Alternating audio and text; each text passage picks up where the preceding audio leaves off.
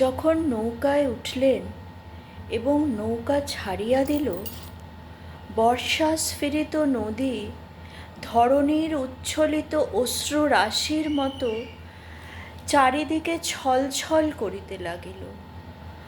তখন হৃদয়ের মধ্যে অত্যন্ত একটা বেদনা অনুভব করিতে লাগিলেন।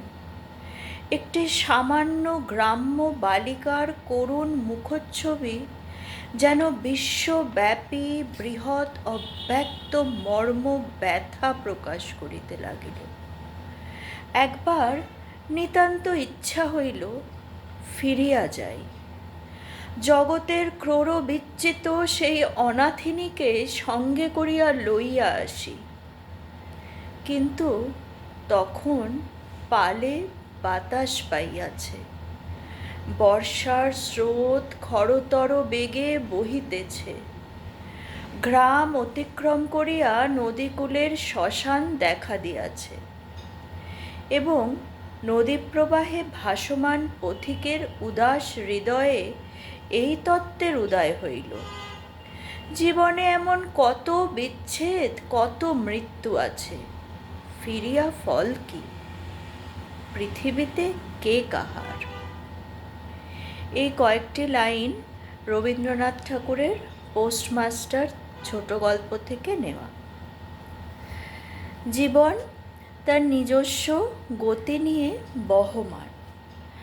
সম্পর্কের গভীরতা অনেক সময় একতরফা।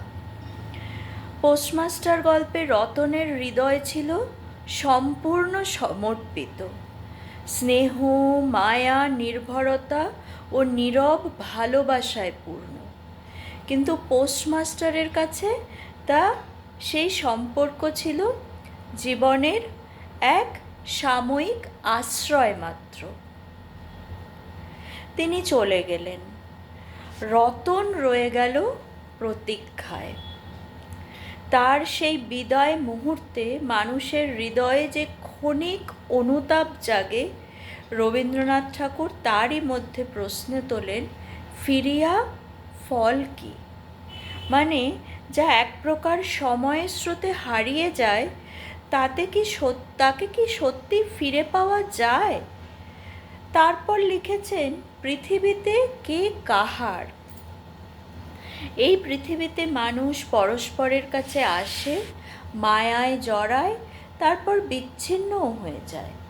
সম্পর্কের বন্ধন যতই গভীর মনে হোক না কেন, জীবনের চলার পথে কেউ তো আমরা কারোর চিরকালের নই। তবুও আমরা ভালোবাসি, আমরা অপেক্ষা করি, আমরা আবার কষ্টও পাই। কারণ এই ক্ষণস্থায়ী সম্পর্কগুলির মধ্যেই মানব হৃদয়ের সবচেয়ে সুন্দর সত্য অনুভূতিগুলির জন্ম হয়।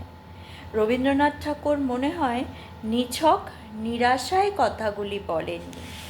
তিনি আমাদের জীবনের অনিত্যতাকে এক বিষণ্ণ সৌন্দর্যের মধ্যে তুলে ধরেছেন।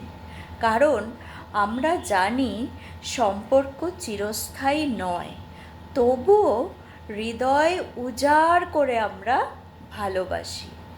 এক একটি লাইনে রবীন্দ্রনাথ ঠাকুর মানব জীবনের নিঃসঙ্গতা, সম্পর্কের অনিত্যতা এবং হৃদয়ের চিরন্তন আকাঙ্ক্ষাকে এমন গভীরতায় প্রকাশ করেছেন যা বাংলা সাহিত্যে বিরল। তাই গল্প শেষ হলেও রতনের প্রতীক্ষা ও সেই প্রশ্ন আমাদের মনে আজও প্রতিধ্বনিত হতে থাকে।